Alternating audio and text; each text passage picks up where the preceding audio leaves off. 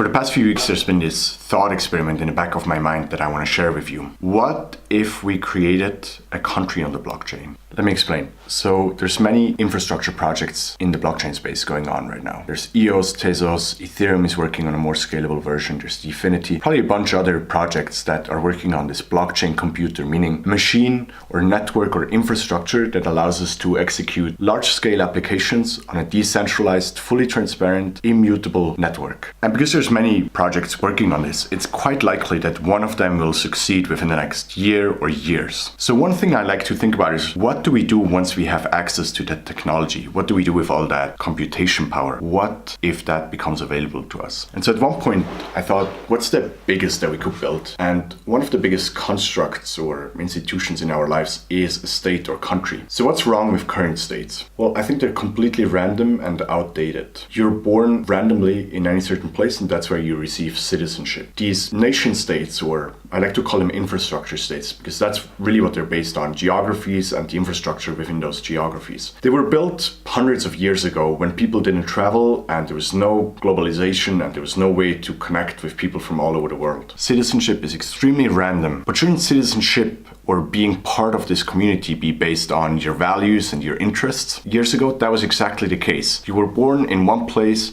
you spoke the same language, you interacted with people from your village, from your state, or maybe from your whole country, and you got together, you formulated common interests, and you defended those interests against people who didn't have the same interests or didn't speak the same language. And that's why we have wars and we have borders and so on. And it's not that I think we should get rid of these nation or infrastructure states. I think they do a great job at upkeeping infrastructure, enforcing law in a certain geography and so on. But there's also so many areas in our life that are not physical. Education, most of the economy is not physical, and many more areas. So why don't we rethink that part and see if we can provide something better or create something better? There have been projects in the past where people try to reinvent the state. There's Liberland, Somaliland, and probably a few other projects that tried that, but they're all still based on people. So the whole organization is still based on trust and a large apparatus of government apparatus that is a large overhead. And I think the time is now, because now we're getting this access to this blockchain technology that allows us to create the most direct democracy in this world and connect people with common interests and values and give them an opportunity to share and connect wherever they are and whenever. Because what is it that we want from a state? And very often it doesn't work like this in the world. We want trust, no corruption, we want transparency, we want efficiency. Overall, we want a direct democracy. We want the state to make the decisions that are in the best interest of the people that live in the state. So let's think about this. What are the components that we need for such a community, state, whatever the actual legal framework will be? What do we need? I think for one, we need an economy, and that can be based on a token. It can have a banking system that's completely based on smart contracts or decentralized apps. It needs an insurance that is completely based on this decentralized infrastructure, and that's how we're going to work financially. We'll have private accounts, we can create companies. I'm not saying all the physical companies will go away, but there's so many businesses in today's world that are purely virtual, and so it just makes sense to create this framework for them where they can operate globally in a framework that's not attached to anything physical. What are other areas we would need? Probably education is an important one. I think that could be a great one to bring to this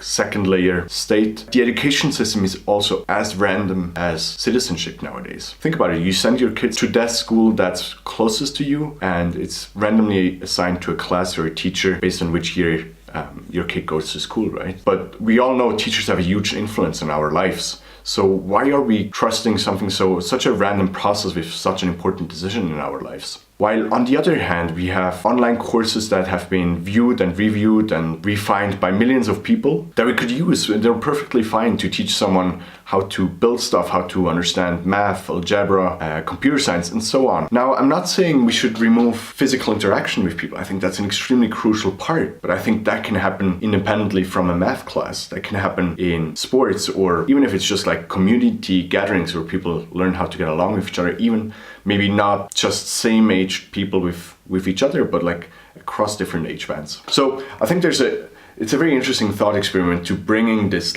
outdated state idea to the blockchain time, see what we could create on the blockchain and how we can make things better. I said at the beginning, I don't want infrastructure states to go away, and I mean that. I think they're doing a great job at keeping infrastructure updated, and we need local law enforcement and all that. So the way I'm thinking of this is like there's a second level blockchain country that kind of exists independent from any geography, and it interacts with all the nation states or infrastructure states that we have today based on where you are in the world. Typically, I would be paying taxes to one country, right? I'm a Swiss citizen, I'm a Swiss resident, so I'm paying taxes in Switzerland, even though I spend a lot of time abroad. But that's where I spend most of my time, that's why I pay taxes here. Isn't that unfair to a certain degree? Wouldn't it be more fair if I paid taxes based on where I spend my time and how much infrastructure I use from whatever country? So let's say if I'm in Switzerland, I should be, for 10 days, I pay taxes for those 10 days when I use the Swiss infrastructure. But when I'm in the US, I could pay for 5 days when I'm in the US. And I feel that would be a much more fair system. The way I could see a business model work, but again, this is why I'm posting this video. I have no clue how it's going to work or how big or how reasonable this all is. I'm thinking I would be, so if I am a citizen of this new state, I pay taxes, but those taxes will be much lower because there's no infrastructure cost, and even more importantly, there's no overhead. There's no large government overhead that eats up a large chunk of my money because it's all code and maybe a few very selected processes that include randomly selecting citizens to make a decision. But there's no president, there's no large government body or people that only work in government. We're all citizens and we all make sure our interests are represented in the way the state works. So I'm paying taxes to this new blockchain state, and I'm paying infrastructure taxes to whichever state I go to. And that's much more fair. It's based on where I actually am, where I actually use infrastructure. There's no discussion. Also, I don't want to pay for a lot of the stuff that my government currently uses the taxes I pay. War budgets, military, and a bunch of other stuff that I just don't think is money that should be spent in that way. So there's a bunch of projects out there that are currently thinking about this or something similar. Most notably, I think, is BitNation. They are building infrastructure or code or frameworks to create states and embassies on the blockchain. And there's Somaliland and Liberland and other state type like experiments that are trying to create a new country. And then there's also e-residency in Estonia, which is a traditional infrastructure state, but they've realized that people live a much more digital, global, virtual life nowadays. And they've created this ability to become a resident without ever going to Estonia. And that residency allows you to do a number of things, and most notably create companies as well in this virtual environment, which is super interesting. So as I said at the beginning, this is a thought experiment. I don't have a game plan for how to do this, but it's been something that's been going on in my mind, and I've been questioning the idea ever again and again. I would just be interested to get your feedback, to get your ideas. What do you think of it? Do you think it's interesting? Do you see there's clear downsides to this or things that make it impossible? Let me know. Super curious to keep the conversation going, and with that, I'm out.